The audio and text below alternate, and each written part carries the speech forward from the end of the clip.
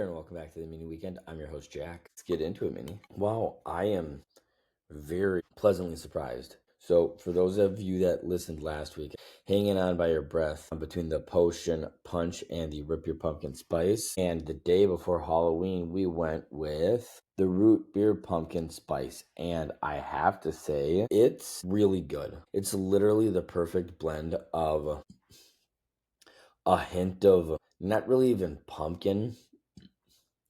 Yeah, maybe a little bit of pumpkin on like the aftertaste, but the perfect mix of like a small kind of pumpkin spice flavoring to it with like an actual nice base of root beer. I didn't know what I was going to get into with this one. I didn't know if it was going to be heavy on the pumpkin spice, heavy on the root beer. And I have to say, like, if I'm being completely candid with you guys, I would definitely choose just a normal root beer over this, over being a root beer flavored something. But I like this a lot more than I anticipated liking it. And yeah, as it's kind of like rolling down your tongue into your throat, it's almost kind of like cinnamon to it. And the cinnamon and the root beer. Sorry, I'm going to try not to do that a ton on the podcast. But yes, very, very good, very tasty. I apologize. I probably sound sick. I am not sick. I feel better than ever. I've actually been getting my ass up at 5:30 most mornings, trying to get back into better shape, but just have been feeling congested, got some mucus in my throat. I know you guys don't want to hear me ramble on in this voice for very long. With that, we'll just jump right into things. So, like I said, I really like this. For our newer listeners, Northern Soda Co. They brand themselves as like a Twin Cities based craft soda company specializing in 50s style sodas using real cane sugar and premium ingredients. And this pack is part of their Halloween 4-pack. I didn't check before we got on here. If you go onto their online store, you can actually get stuff shipped to you now rather than having to go in store. But you can go, they still have their Halloween 4-pack. We already did the candy corn, and then last week we did the caramel apple soda. Like I said, tonight we did the root beer pumpkin spice, and then next week we will do the potion punch. And for those that have been around, we still have our mystery soda experience, but pay attention to our Instagram and TikTok page. We will be doing our first mystery soda taste testing experience with you guys before the next podcast. So super excited about that. That should be really fun. But yeah, for our newer listeners, like I mentioned, Northern Soda Company, they're located in New Brighton, right off of what is that, High 5W there, not just north of St. Annie on Campus Drive, kind of back in that warehouse area. Really cool place. I urge you guys go. They have some really cool like arcade games like pinball and a couple of the asteroid machines, which is super cool. They got plenty of board games. They have a cool little like bar area you can sit and get their sodas on tap. You can see part of their brewery, a room where they make all of their sodas. So definitely go check out their website, northernsoda.com. And you can also find them on social media as well, Facebook, Instagram, and TikTok. So yeah, that is what we have for Northern Soda Co. I am going to go 8.6. I really do like it, but it doesn't. It's my favorite one and the best one of the pack so far, but it doesn't hold a candle to the root beers, just normal root beers in the 9s. Northern Soda Co. If you are listening, very, very, very good. Would get this again. I just wouldn't get it over a normal root beer, and I think I speak for a lot of people. I think I'm not the only one that says that, but very good, very well done. Cheers. Thank you guys for this. So yeah, Tommy Town. Was looking into it because the men and women's basketball teams will be getting started here. No new news from either of them, but their seasons will kick off before the next podcast. Yes, you heard that correctly. Both the teams this upcoming Monday, November 3rd, they will kick off their 2025-26 season. The women's team will get kicked off in Ames, Iowa, Monday the 3rd at 11 a.m. for a game against Big 12 powerhouse Iowa State. And then the men will kick off the same day, just later in the day, 9 p.m., as they will be in Moraga, California, taking on St. Mary's of California at 9 p.m. And then both teams will be coming home almost a week later after the next podcast for the home opener and the Lee and Penny Anderson Arena opener. Super excited. Went to the hockey one this last weekend. So electric. Can't wait to get back there. Hoping to get out to their Army games. But yeah, the women tip off at 2 p.m. on Saturday the 8th. And the men tip off at 7 p.m. on Saturday the 8th. So a huge good luck to them, and can't wait to see them in action. As for the hockey teams, like I mentioned, both of them kicked off their home season and got their first series out of the way in the Lee and Penny Anderson Arena. The men's team, unfortunately, does not have their first official win in the new arena. They technically won in an exhibition shootout against Providence. However, they is a non-conference game, so they announced that they were going to do an exhibition shootout to decide kind of like an unofficial winner of it. But for those that don't know, and I kind of forgot about this, and I verified it with somebody that was at the game with me, and unless it is a conference game, most non-conference games, if you're tied after regulation, you're tied and you move on. Because points are only awarded within the conference. So the only time games ever go to shootout is if both teams already have their 1 point by going into overtime and being tied. The shootout denotes who's going to get the extra point. So it kind of unofficially, was a shootout win. Unfortunately, the next night they lost a 4-7 game against Providence, which I kind of forgot. Coming into this game, Providence was number 15 in the nation. The Tommies at the time were not. Didn't realize Providence was as good as they were, but yeah, just a really quick kind of recap. The Tommies actually got on the board first. First jumping out to a 2-0 lead into the 2-0 lead going into the third period before the Friars would score 2 goals to tie up the game in the third. And for the men, it would be Nathan Pilling scoring the first goal for the men's team in the new building. He received a fortunate bounce off of a Chase Cheslock clear that turned into an uncontested rush to the netminder. The freshman potted his third goal of the season at the 17:33-minute mark of the first period. Shorthanded, like I said, getting the goals of the game's first goal. And then the second goal was also on a shorthanded attempt too, as Jake Branchini got called for hooking at 2:27 into the second period. However, Lucas Van Vliet scored another shorthanded goal at 4:18 from Nick Williams. It was Vliet's first career goal and doubled the Tommies' lead in front of the huge home crowd. Unfortunately, in the third period, the Friars came out firing on all cylinders. They got one quick goal less than 5 minutes into the period, and then they struck again a little bit over halfway mark. I wouldn't go as far as say the men's hockey team didn't look great, but the Friars just looked much better. They looked like they were ready to get back into it, and kind of in the third period, truthfully, they kind of looked like the better team. Unfortunately, Aaron Trotter came up big, making 38 total saves to keep the Tommies within this one. And Lucas Wallen scored in the shootout third round to secure the 2-0 shootout win. Then on Saturday, the Tommies found themselves less than a minute into the game down 1-0. After that, fortunately, they were able to score 2 goals in the final couple minutes of the first period. Hayes, Huntley, and Lucas Wallen to go up 2-1. Then it was kind of a back and forth from there. Tommies would get yet another shorthanded goal from Alex Gaffney.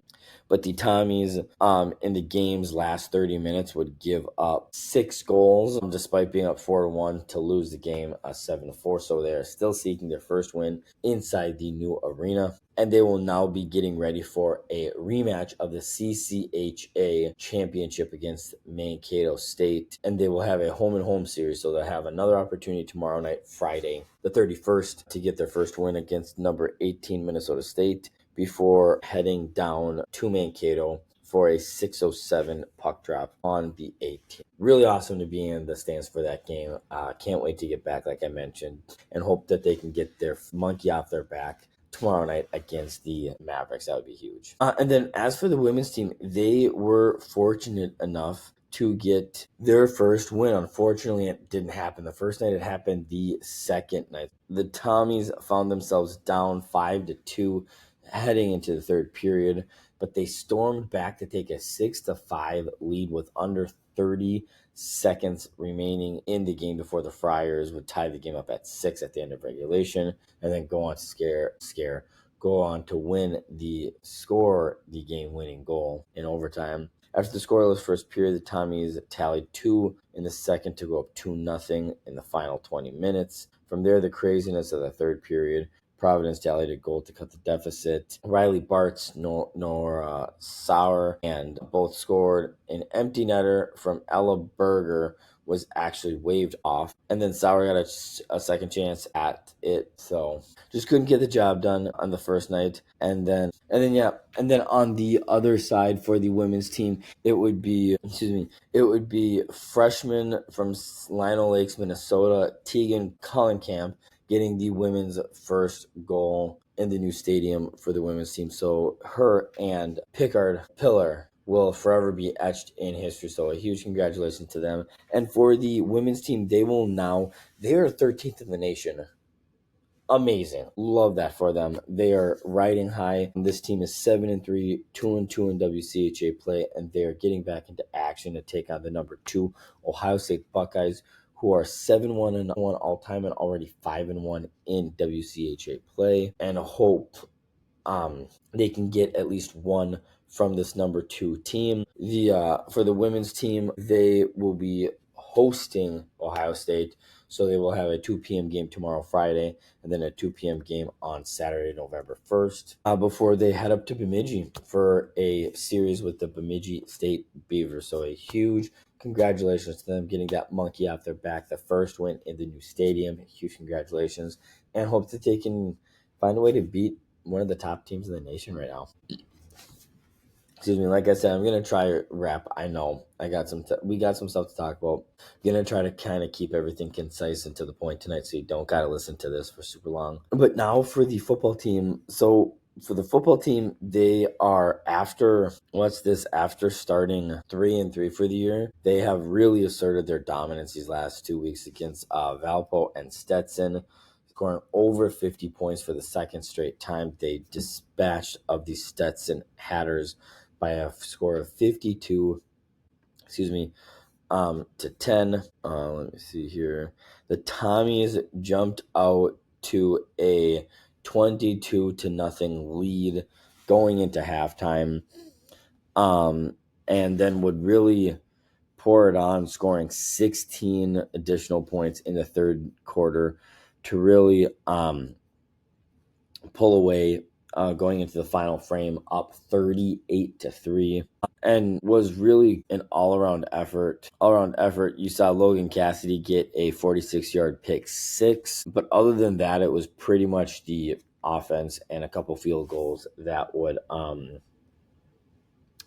get the points for the team. Andy Peters continues to ball out for this team, completing 22 of 28 passes for 292 yards, 3 touchdowns, unfortunately, and an interception. And late in the game, Amari Powell came in 1 of 2, his one pass being a touchdown. And then on the ground, Andy Peters ran for yards and a score. Joseph Cooks rushed for 51 yards and a score. And then Pat Bowen, Jayshon Todd, and Derek Hubbard all ran for over 10 yards. Then on the receiving side, it would be Hyson Schilling who led the way, 101 yards, eclipsing the century mark, and a touchdown. Stefano Giovanelli, 1 touchdown with 63 yards. And then you saw Jayshon Todd, Luke Schuler, both getting a receiving touchdown as well. And then on the defensive side of things for the Tommy, it would be Nash Tishy that led the way for the Tommies with 8 total tackles. Jordan Pendleton and Cole Snead both had 2 tackles for losses, and then there were 4 Tommies with that registered a sack in Jordan Pendleton, Charlie Byrne, Cole Snead, and Rocco DiLenardi. Again, really sound all around a game for this team. The field goal unit, Ben Holland, was a perfect 1 for 1 or sorry, 2 for 2. No, sorry, 1 for 1 with honest field goal. Need to tighten up on that a little bit, but yeah, all in all, really good game for the Tommies. Unfortunately, heading into the final, what's that? Heading into the final 1, 2, 3, 4 weeks, including a last game against the North Dakota State Bison. I think it's too little, too late. They're currently sitting at 3-2 in the standings. 3-2 in the standings. They got Marist coming up on November 1st at home. Then they go to Drake. Then after Drake, they currently have the leader of the Pioneer Football League, the Presbyterian team at O'Shaughnessy Stadium. And I don't even know if at this point, if you're St. Thomas, if you beat, even if you bring a what's that, a 1, 2, 3 game winning streak. Even if you bring a 5 game winning streak into that Presbyterian game and you beat them, I don't know if that's good enough to get you ranked, because at this point the Tommy's only chance at making the playoffs is if they're ranked high enough. And for them to get ranked high enough, they're gonna pretty much have to beat Presbyterian and then, probably beat North Dakota State, which I just don't think that is going to happen. So yeah, good luck to them as they will host the Mars Red Foxes and hopefully push their win streak to 4 games. And then as for the Minnesota Golden Gophers, despite getting curb stomped by the Iowa Hawkeyes, they're just right outside of the top third of the Big Ten Conference. In fact, above them in the conference are only teams that are 5-0, 4-1, and there's 1, 3-1 team. Of those 6 teams, 5 of them are ranked. You got Ohio State, who's 1, Indiana's 2, Oregon's 3, Michigan's 21, and USC is 25.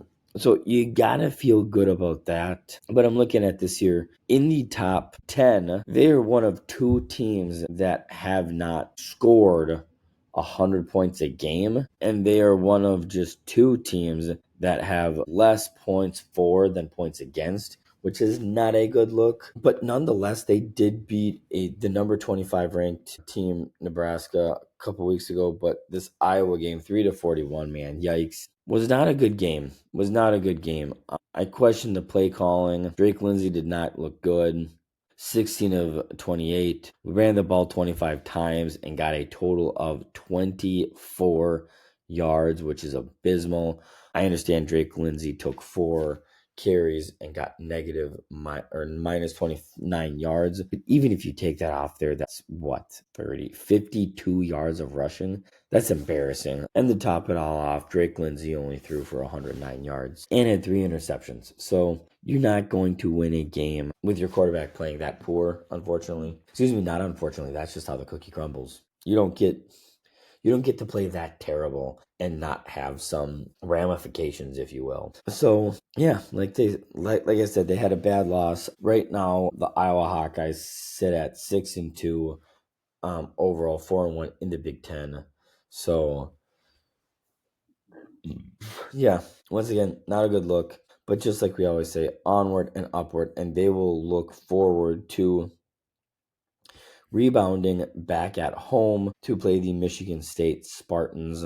And I think that's all I have for the Gopher football game, which will lead us into our college football week 10 bets here. So last week, didn't do great, didn't do shitty. Went for the second week in a row, 2-2.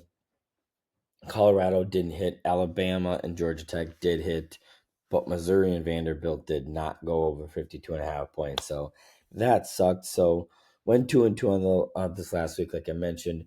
13-15 all time. Looking for the clean sweep this week. So with that, the 4 picks I got for you guys this week. The first one, Rice plus 14 at home over Memphis. Memphis is coming off. I'm just going to keep this one simple. I'm going to try to keep all of these simple this week. Memphis is coming off a huge win this last week against South Florida, and they got Tulane on deck upcoming next week.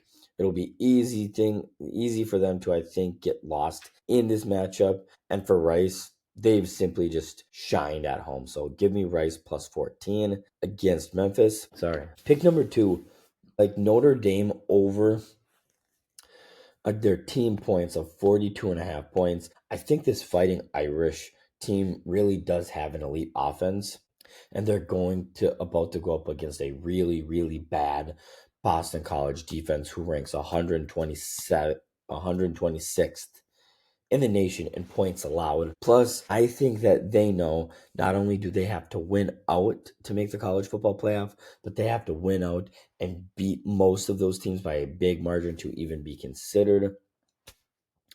And I anticipate that happening. So give me Notre Dame over team points of 42.5. Third pick I got for you guys, Ole Miss minus 12.5 over South Carolina. This one for Ole Miss is at home. The Gamecocks have now lost 3 in a row, and their season is simply just spiraling. And on top of that, they're 0-2 against the spread on the road this year. And guys, I love this Ole Miss team.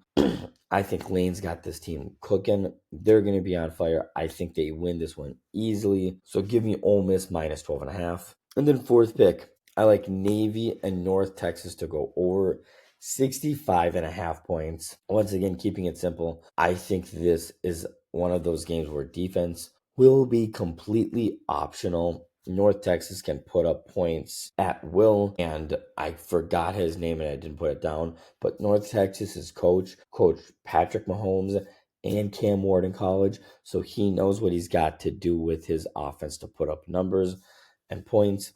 And on the other side of the ball, Navy isn't the team of the past, and this is a team that can put up points at will as well. So give me Navy North Texas over 65.5 points. And then because I love you guys, I have a bonus fifth pick for you guys, which is the Minnesota Golden Gophers minus 3.5 against the Michigan State Spartans. Again, keeping it simple, Spartans are ass. At this point, they are wanting and hoping for the end of the season to come.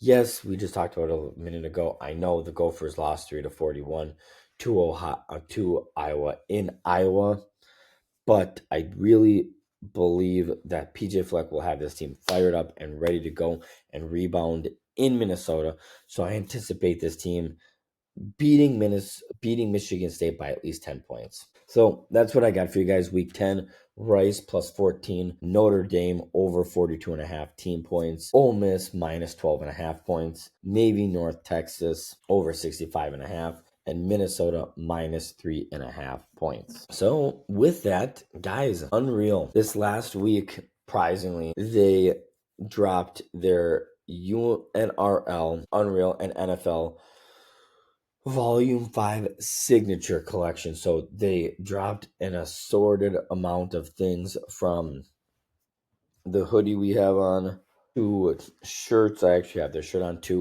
Pants, elevation hoodies, long sleeve hoodies. They got stuff. Women boxy tees, youth sweatshirts, youth pants, which is sweet. If you go check out the Minnesota Vikings specific stuff, looks like some of this stuff is almost gone. Doesn't look, oh, there's 2 shirts. So the purple shirt that I have underneath this, I'm going to try showing you guys this without showing you my beard wrist. But they got some really cool simple. This is one of the 2 that's actually sold out. So this is what it looks like. This, and then they got the black version. Both those are sold out, but they have the Vikings Ultra Tee and this, and white's still available. That one's almost gone. Like I said, boxy tees. They have, oh my gosh, I really wanted to get a elevation hoodie, but didn't get around to it. But yeah, got some really cool stuff from them. Like I said, repping this obviously, and then obviously the hat. We just have the limited edition 100 open hat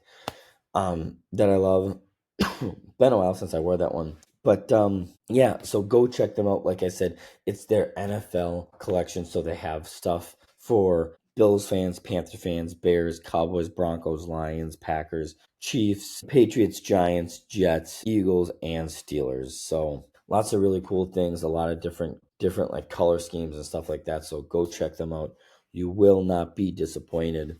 I'll give you my quick spiel once again. As far as I'm concerned, they are top of the line in athleisure. This sweatshirt is like their coconut color. Super silky and smooth feel on the inside. Kind of warm, but not too bogged down. Very comfortable. You could wear this to bed. You could wear this up. You could dress it down. Whatever you want. They literally have something for everybody. So go check them out, unrl.com, and you can find them all over Facebook, Twitter, TikTok, LinkedIn, and Instagram. So you will not be disappointed. With that, moving right on. So now on to our professional sports segment. And like I said, we'll try to get through this. I know you guys, believe it or not, it's just as painful for me to hear this as I'm sure it is for you guys to listen to it. I know last week, again, Twins aren't involved, but last week we gave you a quick recap on the World Series, and heading into tomorrow's Game 6 on Halloween, the Blue Jays are taking a 3-2 series lead in the World Series against the LA Dodgers back to Toronto. And guys, it's insane. The last 2 games, the Dodgers have combined for just 3 runs on 10 hits, which is unusual. The Dodgers definitely have their work cut out to get some hits going if they're going to have any chance to come back into the series. So that is the current state of the World Series. But for the Wild, I don't know what it is, but they simply just need to get it. They got to figure this out, get it together. They just lost to the Penguins a little bit ago, 4-1, despite the Wild getting the first goal of the game. So the Penguins scored 4 unanswered goals to beat us. The reality is, if you look at their 5-game losing streak, on 3 occasions they scored 2 goals, 2 or 1 goals, and in the current state of the NHL, like, you're not going to win very many 1-0, 2-0, or 2-1 score games. You need to just start getting scoring from other places. So, on one side, on one hand, you could say, hey, our goalies need to stop letting up so many goals. And yeah, on one hand, that is true.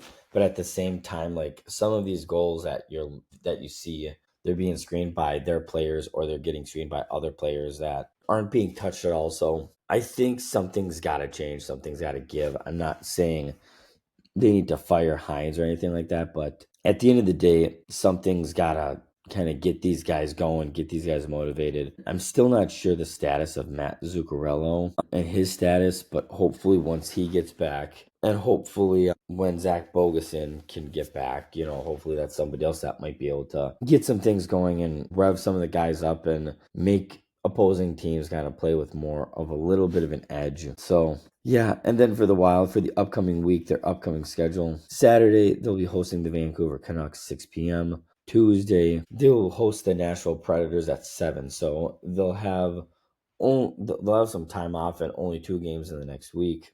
Hopefully a little bit of rest between games will help them get back in their own ways and hopefully get into a little bit of a rhythm and a winning streak here before the holidays hit. So at this point, that's all you can hope for. And then, kind of similar, the Wolves are unfortunately without Anthony Edwards in the 3rd game of the season. He went out just 5 minutes into the game. We went on to end up winning that game, which is awesome. But since he's been out, the team has gone 0-2, and I don't slate them for their 127-114 loss to the Nuggets. We talked about it earlier, but the Nuggets reloaded on offense. They got deeper, all that kind of stuff. So they're the better team, especially without Ant. I will fault them for their loss to the Lakers, even without Anthony Edwards and with the Lakers out LeBron and Luka. I know Austin Reeves has been going off these last couple of games this last week, but with those 3 stars out, this Minnesota roster is by far better than that Lakers roster. So they got some soul searching to do. The fortunate thing is it looks like the Timberwolves will only be without Anthony Edwards for 2 total weeks. Looking at him only missing 1, 2, 3, 4, 5, 6, 5, maybe 6 more games. But if you look at the next game, the 5-6 games, they got Utah twice, Charlotte, Brooklyn, Sacramento, and New York. And really, excuse me, the only game that they should be losing in that stretch should be to New York, even though they don't have Anthony Edwards, if I'm being completely honest with you guys. So, yeah, and it's been interesting. Against the Denver game, Jaden McDaniels kind of led the way with 25 points. Julius Randle led the way against the Los Angeles Lakers with 33 points. Sucks that they weren't able to get that taken care of, but sitting 2-3, especially with Ant being out the last 2 games, isn't the worst thing in the world. So yeah, next week for the Wolves, Saturday, November 1st, 5 p.m. game in Charlotte, 6 p.m. game in Brooklyn on Monday, November 3rd. And then the night of the next podcast, 6:30 p.m. in New York for a game against the Knicks on the 5th. So that is what we have for the Wolves. On to the Vikings. So there was a couple of things I wanted to address with the Vikings. One, the Vikings already kind of put a kibosh to it, but with the news of Carson Wentz going on getting season-ending surgery and being placed on the IR, there were questions about what are we going to do? Are we going to trade for Desmond Ridder? Are we going to trade for Kirk Cousins? Are we going to trade for Brett Ripien? Are we going to get CJ Beathard? Anything like that? But I just found this out before I came on tonight. Just yesterday, the Vikings signed their replacement for Wentz. It says they added QB John Wolford to the practice squad. He has ample experience with this type of system. Sharp dude. It's the JJ McCarthy show for here on out, which is what it should be. Like, if I'm being completely honest, even though the rest of the schedule looks daunting, you got to see what you have in JJ McCarthy. And if you end up losing the season and JJ McCarthy's not who you think he is, fine. But you got to find that out now before you end up trading him or cutting him and somebody else picks him up and maybe he is really good and he goes and bangs it out for another team. So love that for him. But yeah, really super unfortunate the way this team lost to the Rams or to the Chargers this last week after our abbreviated bye. We kind of talked about it in our video we made this last week on TikTok, but there's just really no excuse for it. I think the fact that you're Kevin O'Connell and you didn't play Max Brosmer is a little concerning, but hey, you got to move on, onward and upward. We got JJ McCarthy looking forward to this Detroit game. It's going to be a tall task at hand, but if he can upset or keep a game close to the likes of this dominant offense, that's going to be a good sign of things to come. So we're just going to have to wait, see. Noon game against the Lions this upcoming weekend. So that puts a kibosh on what the Vikings are going to do in terms of QBs. So with that, why don't we talk about this upcoming week? Week number 9 in the NFL and our picks. Unlike college football, we've actually been doing pretty well with our weekly NFL picks, except for this last week, 1 and 2, for a total of 15 and 12 overall over our games this year. We picked up another win in our in-game predictions. We're now 2 and 12, which is awesome. Continue to roll. 3 and 1, now sitting at 11 and 5. Guys, I'm your guy. I got you. I got this. So let's just get right into it. NFL Week 9. The upset I like this week, the Bills +2 against the Kansas City Chiefs. I'm not going to lie, despite this being an afternoon game, this is the game of the week here. I know the Chiefs have won 3 straight coming into this game, while the Bills blew out the Panthers coming off their bye. But Buffalo's run game really clicked this last week, while the Chiefs has been a little bit more of a roller coaster. It's at home for Buffalo, and I really think Josh Allen and this Bills team wins in a shootout and shows Patrick Mahomes and this Chiefs team that they still have some work to do. Lock of the week. LA Rams -14 over the New Orleans Saints. This will be Tyler Shoug's NFL debut against the Rams team coming off of a bye. I believe this Rams defensive front will present a huge challenge for Shough and this offensive line for the Saints. And on the other side of the ball, you're going to have Matthew Stafford doing Matthew Stafford things. Give me the LA Rams -14 points over the Saints. And then I'm just going to kind of power through this and then we'll kind of get done for the night. So this Minnesota game was the toughest for me to pick because one thing I did read up in getting ready for this, Andrew Van Ginkel is back on the practice field. And I think the status of him for this game not only is unclear, but I think it's going to make an impact. I think if he plays, I think he is really a difference maker and would have the ability to keep this and help us at least still lose the game, but cover the points. And if he's not, we're probably not going to cover the points. So with his status unavailable and not knowing what we're going to do, I'd have to fade the Detroit money line at minus 450 if I had to, but you guys know I don't really love money line betting. I'd rather do over-unders or spread because there's just there's more value there and more honestly more money to win too. With that said, the over-under for this game is sitting at 48.5 points. And I'm just going to hit you with this. The over has hit in 6 of the last 7 games between these two teams, and the over has hit in 4 of the Vikes' last 5 games.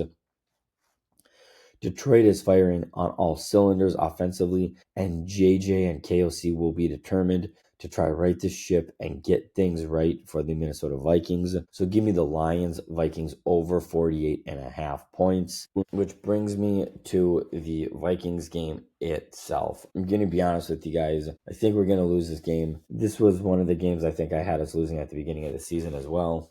I got us losing this one 21-34 to the Detroit Lions. It's going to be away, so it's going to be tough. It's going to be a hostile environment. But hey, this is what I think is going to happen. I think JJ McCarthy will throw for, on the offensive side of the ball, will throw for at least 300 yards. We're getting bold again. And on the defensive side, I think we're going to sack Goff at least 3 times, if nothing else. That's what I got there. And then, just really quickly before I get into the last bets and then kind of let you guys go for the night.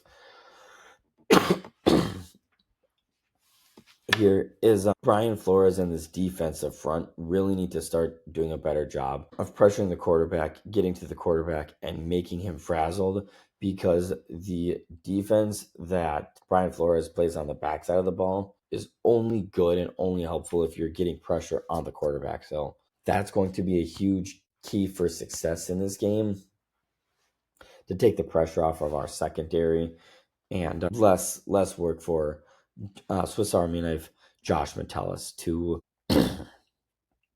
get back into things. So last but certainly not least, we have our other bets of the week for the NFL. For our other bets, looking at 11-5. Can't complain here, guys. And the additional ones I like here, I like the Chargers. Minus 9.5 to cover against the Titans. Titans just aren't a good team, and the Chargers are a very good team. And then another team total that I like, the Colts team over 26.5 points this week.